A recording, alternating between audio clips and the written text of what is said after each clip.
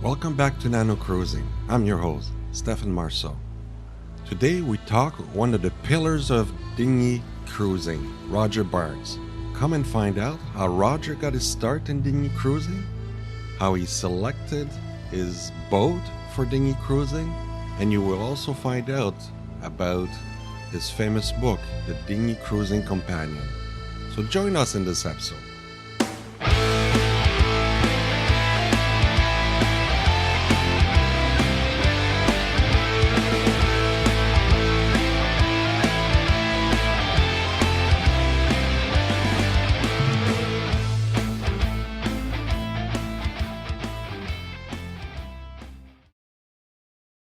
Thank you, Roger, for coming on today. If dinghy cruising was a religion, I wish it was, so we can have some tax write-off. You would be a deity, I think. And your book, oh shoot, I just have it here. The Dinghy Companion would be the Bible, really. So it's so great to have you. Thank you for coming on. A lot of people have been asking about you, and we have some questions from our listener I'll post to you as well. I know a little bit your background, but if you could go again over that. I know, like me, you came from a bigger boat and then went, I think, to Tideway as your first dinghy, and then fell in love with the dinghy cruising. Tell us how you got into dinghy cruising. Oh, well, that's charming introduction, Steph. Thank you very much. I actually started in dinghies because that's how I think many people get into sailing. So I did as a child growing up in the northwest of England, and we used to holiday on the shores of a lake, a large lake there called Windermere. Right. And my parents it was one in that time. We're talking about the 1960s. Lots of people just went on holiday the same place every year. That was very much what holidays were like then. Right. No one flew across the world and went to exotic beaches. And so we had a third share of quarter of a barn, this barn on the shores of this lake, with wooded hillsides and the, just if you've ever read Arthur Ransom book, Swallows and Amazons, the lake, his mythical lake is really Windermere. So that's the sort of landscape. Right. And because we had a third share of quarter of a barn, it had been cut into simple little holiday cottages. We went every third weekend. And my parents did this because they just wanted to be in the Lake District. And then they discovered you couldn't holiday we were just like 60 yards from the water, right there in front of our windows. You couldn't not own a boat. So we bought a little sailing dinghy. So that was my introduction to sailing, about eight years old. But later on in life, I did buy a yacht. I had a wooden yacht because I always thought, well, one day you move to a yacht. That's right. That's right. That's an adult thing to do. So for 4 years, I had a cruising yacht, and I sailed all up the west coast of England, across to France here. And then for reasons just simply to do with my life, I changed jobs a lot at that stage. It just was difficult to keep owning the yacht. I thought I'll sell the yacht, get my life a bit more sorted out, and then buy another yacht. That's the more sensible thing to do, just rather than to have this wooden yacht that's rotting away in a creek somewhere and I'm not paying attention to. And I had my, by that stage, before the yacht, I had a 12-foot wooden dinghy, the Tideway. Traditional 12. English dinghy, 12-foot dinghy. All, proper solid wood, clenched together with copper ropes, that sort of technology. And I got it out of a barn where it had been living on a friend's farm. It was all probably dried out and covered in dung and what farms are like. Right. Brushed it all down and took it off to France here to a boat festival. And I was charmed again just by the simplicity of dinghy cruising. Because I was actually sleeping on board because I had a tent. That's what I had been doing before the yacht sailing. And the thing about yacht sailing is it's wonderful when you're doing it, but just the sheer amount of time you spend maintaining a yacht and trying to keep all the systems up to scratch. And while you're sailing, the whole time you're thinking about all the things that you really should have been doing to sort the boat out, which you hadn't done because, this date had come up when you were absolutely going to go sailing. You've got a group of friends with you. And for your friends, it's lovely. They have a great time on your That's yacht. right. They're not sitting there in the cabin thinking about all the tasks that haven't been done. And the same thing does actually happen when you cruise in a dinghy. There is always a little list of things There's you always ought a to be little doing, list, of course. but it's tiny. The difference, that ability to, if you want to do something that is a break from your ordinary life, and I think the sort of sailing I do is not, obviously I don't live on a boat. It's not a full-time activity. I do other things. Right. It's what you do at weekends as an escape. And it's a way of escaping into a totally different environment. So you're driving to work or whatever you're doing, and you're working in a town, in an office, and all that sort of thing. That's your normal life. Mm-hmm. And the whole point about going sailing is you go out into onto the water, into the natural world. The important things in your life become the tides and the winds and things like that. And they're completely absorbing, I find, when you go sailing. You forget about everything to do with work and all the things you were meant to be doing. That goes from your mind. That's right. And that it's perhaps, yes, a weekend or a few days away. And then you come back having completely immersed yourself in this different world. And you want to do that as simply as possible. And if you want to do that as simply as possible, and that's your aim, is to experience this different environment, then I think you don't have a big, complicated yacht. And I feel that so many people and so many yachting magazines pander to this misapprehension. The boat becomes the point. Oh, and you have to have this sort of equipment, and there'll be lots of articles about the equipment and the boat and maintaining the boat. And everyone's forgotten somewhere along the line that the point isn't the boat. The point is what you do with the boat. That's right. Actually. Absolutely. Yes, and this object gets in the way of the experience. That's why I would say so. It was a very long answer. No, that's a great answer. It's wonderful. And so I'm not like against yachts. I just think for most people, actually, a dinghy is the better thing. Definitely. Yeah. Definitely. Unless you're retired and you're spending all your life and you want to make it. That's different. That becomes your life. That's perhaps different, but yeah.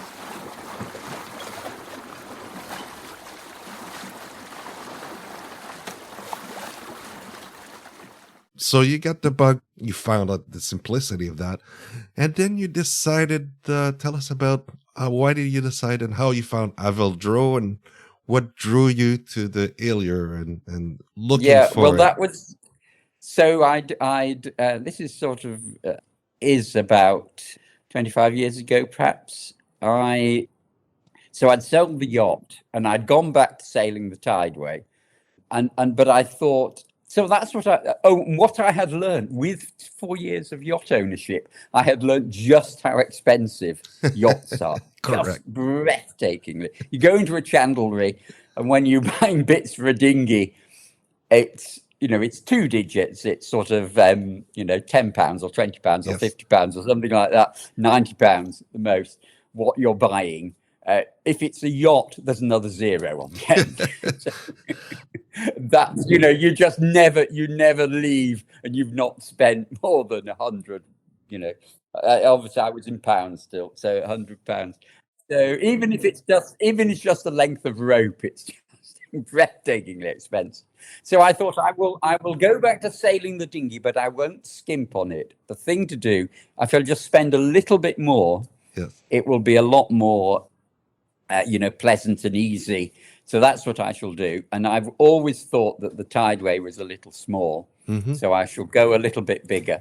And I'd always thought about 15 foot long is about right for a dinghy. It's still small enough because the whole point is it does want to be light and easy to transport around, towing about. That's the whole point, is you're towing it from place to place. Correct. So you get a lot of different sailing waters. And here obviously I'm talking about Europe, where we have small houses and small cars.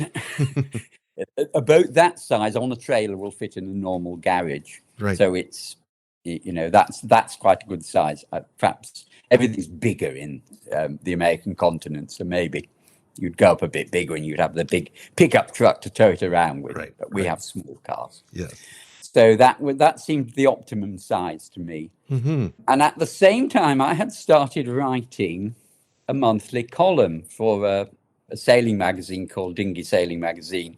Okay. And I was writing about dinghy cruising. Mm-hmm. And I'd already discovered, after about 2 years of doing this, that you have to find something to write about every month. This is the problem. Nice things to do, but you've got to think of something new to write about.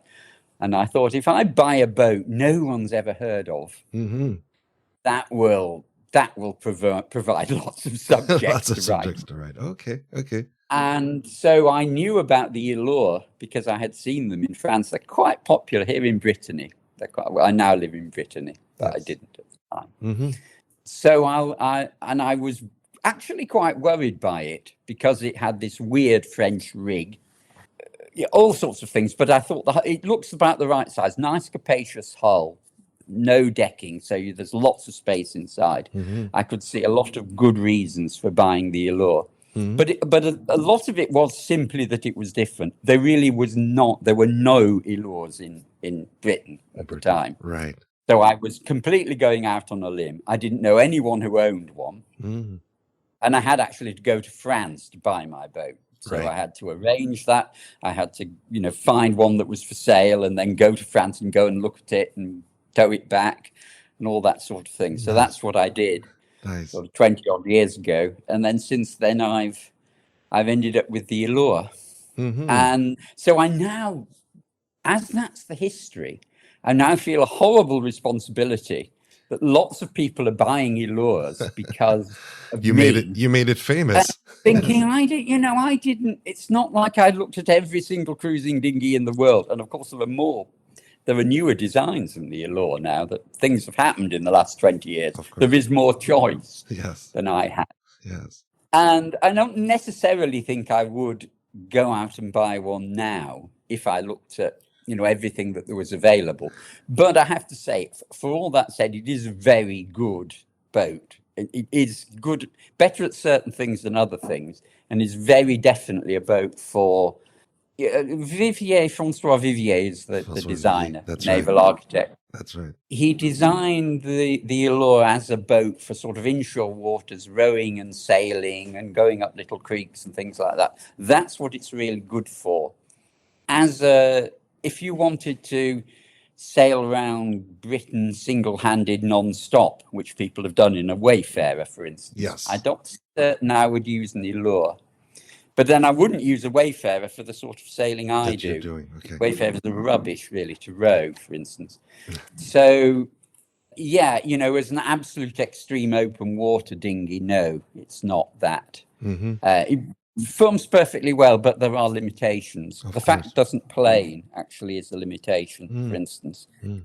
So if you're surfing off deep seas, the Ilur I always worry about because she will dig in her bow and trip over if you're not careful, whereas other boats would start surfing. The Ilur won't.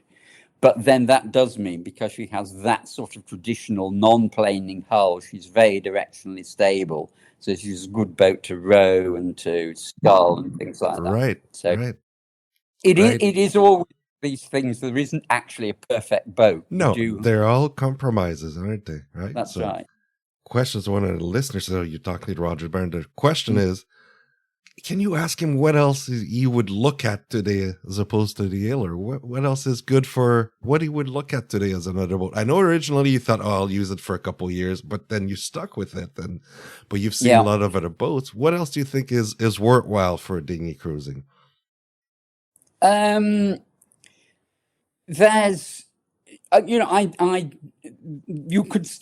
actually still can do a lot worse than a Wayfarer. I've already mentioned the Wayfarer. Wayfarer's been everywhere. Frank Dye's done everything with it, right? So Wayfarers are very well known in Britain, and there's lots of people cruising them.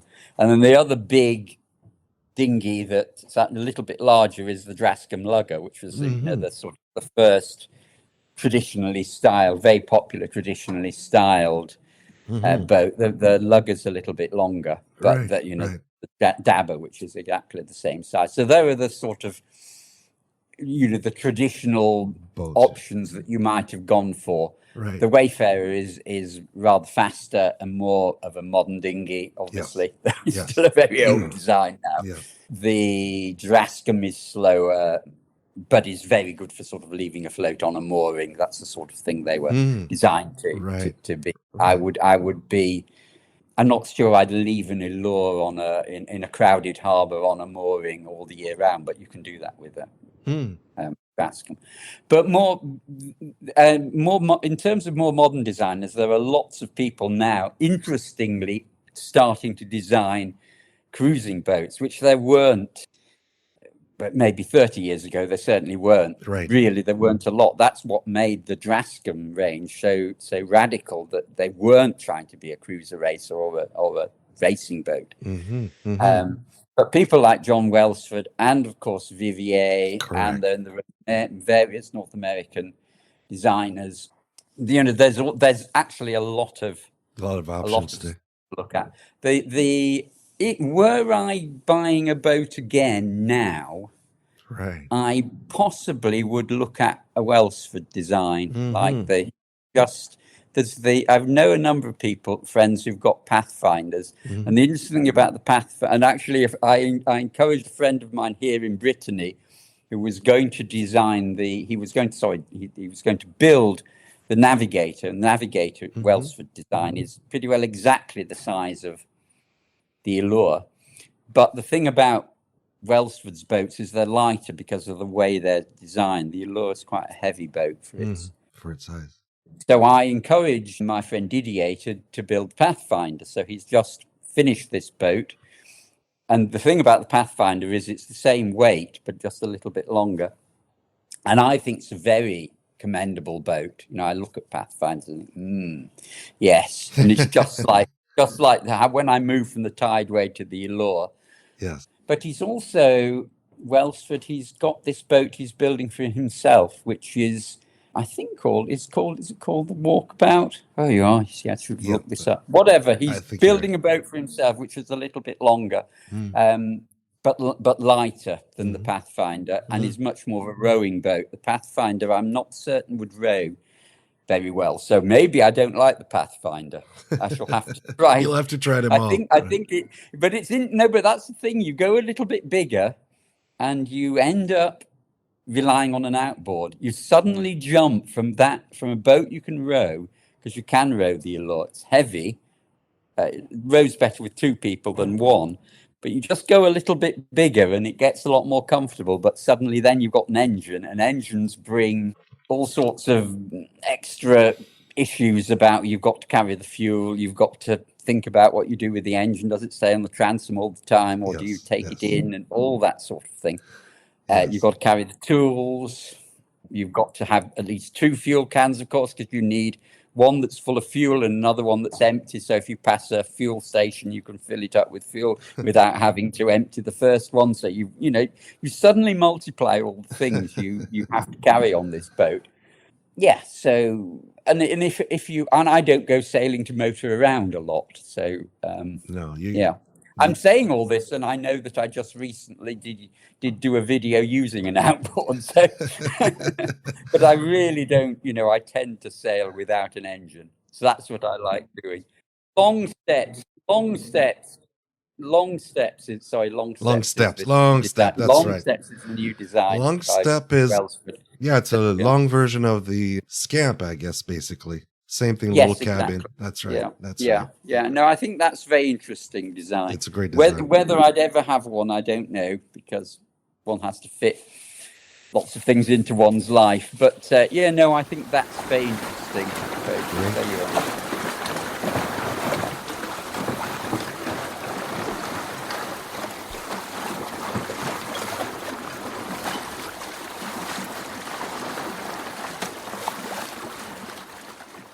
What would you look for in design elements for dinghy cruising? Rigs and boat design themselves? What are the things you would look in? You see, this is where My boat is not. My boat is not fat. My boat certainly wouldn't suit everyone with this single big lug sail. Big lug And it sail, is a big sail. Mine loose is. It is footed. a big. It is a big sail. It's 12.5 square meters. I don't know what that is in square feet. 150 probably. Yes, And that's right. yeah, so a lot of dinghies have that amount of sail area, but split between two sails or even three sails, and it's all in one sail. So it is a bit of a handle It's a huge a sail. thing to handle in a strong wind. And with three reefs in, you've got this huge roll of cloth along the bottom of it, which is can bash you on the head and so on. You think, oh, it doesn't have a boom. Well, it does if you reef it down, effectively. Yeah, I guess The it nice it thing gets about it is you can drop the sail, bang, and then start rowing instantly. It's really good, and that's why French fishermen had that rig, because it's good for setting sail and dropping sail quickly, and very they were quickly. doing that sort of sailing. Right. If you were wanting to, as I say, do very ambitious open water passages, I think you would probably be better with a yawl rig, with rather more sails, and then being able to instantly reef by just dropping one sail. That I think is a really big advantage. But you've got two masts, and you've got all sorts of extra complexity, and you've got less space in the boat, because my mast is right in the bows, basically. I've got a big open space in my boat. Lots of people think my boat is bigger than she is, because there's tons of space, because the mast's It's only right 15 up front. feet, but it looks huge. You're right. Only 15. Yeah, people think of her as bigger. Yeah. Yeah. And that's the thing. It's about perceived size. But other than that, I think it's a lot to do with speed is not desperately important. It has to perform, your boat. But you decide where you're going to go to depending on how long it's going to take you to get there. So you want to sort of, a nice day out is to sail for 8 hours. You don't actually have to get to a certain place. You just need to get somewhere and have 8 hours enjoyable sailing. Right. If you have a faster boat, that you'll do your 8 hours over a longer distance. Right. You won't get there quicker. You will plan your day, over a longer distance. So yeah, you tailor the distance you're sailing to the capability of your boat. Right. So I don't think speed is particularly important. It's more weatherliness and all-round ability, and then being comfortable, because it is both your home when you stop. I'm assuming you are. What I do is actually sleep on board, so that's what I'm interested in. But then it needs to be a comfortable place to sail in while you're sailing, and it is. I think that thing about comfort is important, because you are sailing for quite a long period of time. Right. And you do need to conserve your strength and your just general ability to keep performing. It's not just it's just being attentive. There's an awful lot to do about sailing, so you don't want to be distracted by being uncomfortable. I hear the Ilur is a little physical boat, though. So right, it demands some physicality to that. Is that right? The rig like mine does. Okay. There are other versions with more sails. Okay. But then you end up with it brings the mast further back into the boat. See, as soon okay. as you put a foresail on it, and then there are yawl versions.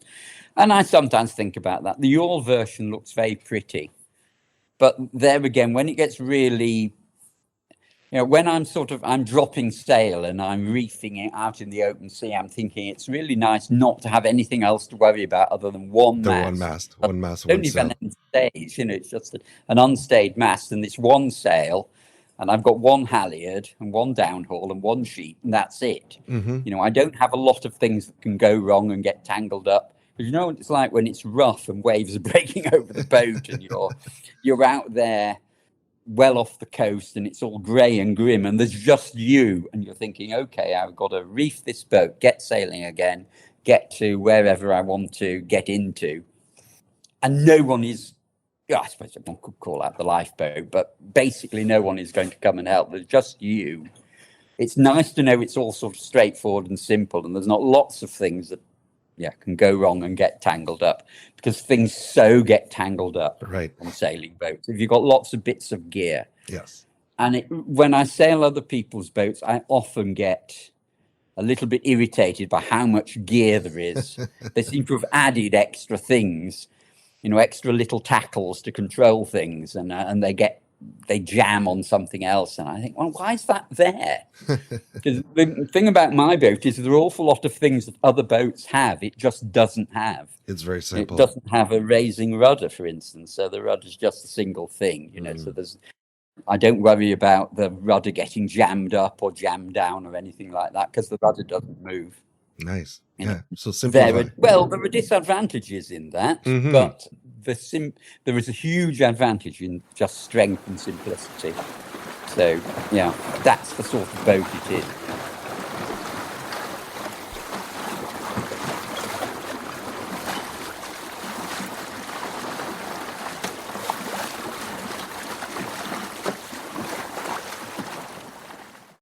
Like you say, you were starting back to writing. You were talking about you were writing for a magazine and so on. And of course, you've written your book. Yes. Tell us a little bit about that. How you went from writing to magazines and then decided to write a book, and the reason behind the book. The book was because there's this big publishing house called Bloomsbury, which was created on the back of the Harry Potter books. Actually, they were a small publishing company that agreed to publish Harry Potter, and that was quite a raging success. And then they bought lots of other publishing houses, so Bloomsbury are now very large. And one of the publishing houses they bought was one called Adlard Coles, which is one of the two main nautical publishers in Britain. And at the time I first wrote my book, they were just branding themselves as Bloomsbury. They've now revived the Adlard Coles brand. So the second edition of my book actually says Adlard Coles on the bottom rather than Bloomsbury. But they just approached me because they had got on their book, so this is Adlard Coles, they were big, Adlard Coles has been around for ages, since the 1930s, and they have a huge list of nautical writers, pretty well everyone you've ever heard of. And a lot of these books are still in print because nautical books are like that. And they had a book by Margaret Dye called Dinghy Cruising, because Margaret and Frank died a lot of dinghy cruising in a Wayfarer. That's right. And they wanted an updated version of that book. So that's why they approached me. They said, would you be interested in doing this? And so I looked at her book, which I like, and which is actually, funnily enough, still in print, despite the fact I produced its replacement, supposedly. Oh, I didn't realize there was a replacement. Margaret died. Well, it was last time I looked. Yes. So, and I felt the problem with Margaret's book is that it gave you the impression, particularly if you didn't read it carefully, that dinghy cruising meant sort of sailing across the North Atlantic from Scotland to Norway. That's what it meant for Frank. or going to St Kilda. Very ambitious offshore cruise. And I felt that's all fine. The book needs to encompass that, but it also needs to be simply about sailing down the river to a pleasant shingle beach and having a picnic with your family. That's also cruising. And it doesn't even need to mean sleeping on board. Right. So I tried to write the book that was about everything, really, and yes, much less challenging. So that was the plan with that, and that's how it still is, really. We've done a second edition, which sort of picked up a few of the errors in the first one, and I had to update a lot of stuff about electronics because electronics changes. That never obviously stops. Since I've done the new version, I now realise there's things I didn't mention because electronics has come on again. Margaret didn't have this problem. No. I don't think they had any electronics. I don't think they other did. than a radio to pick up the weather forecast. Yes. So that's right. Yeah, that's right. Well, your book has become essential reading basically for dinghy cruisers. So well done on that. Absolutely. So I have just written another one. I need to do the illustrations. In fact, I should be doing the illustrations now. I'm getting chased by the same publisher, and that's more really my life. But it's a series of episodes. Wow. sailing boats. So each chapter is about a different sort of experience in my life. Not always in dinghies, but always sort of exploring, sort of coastal and inland waters. That's what it is. Cruising the Shallows, it's called. So That's it's right. about Looking sailing forward in to that. shallow waters. Looking forward to it. What great insights he provides. But of course, we're not done. There'll be a second episode continuing with Roger Barnes, where Roger will tell us about his new pied-à-terre in France. He will also tell us about some of his most memorable dinghy cruising experiences. He will also tell us about the future of dinghy cruising and how maybe younger generations might shape it. So join us next time on Nano Cruising. So I don't know if any of you noticed, but when you listen to this podcast, in the episode description, there's a link that says send us a text. So that's been there for a little bit. And this allows you, when you're listening either on Apple, on YouTube, or any other podcast provider, you can click on that and you can send us a text, giving us instant feedback. And who knows, maybe I'll have a shout out for any of those texts I received. So thank you for that, listeners. And as usual, if you want to continue the conversation, you can join a Facebook group, Nano Cruising. Also, to keep abreast of episodes, you can join our mailing list at nanocruising.com. Thank you all for listening. And remember, seize your own adventure.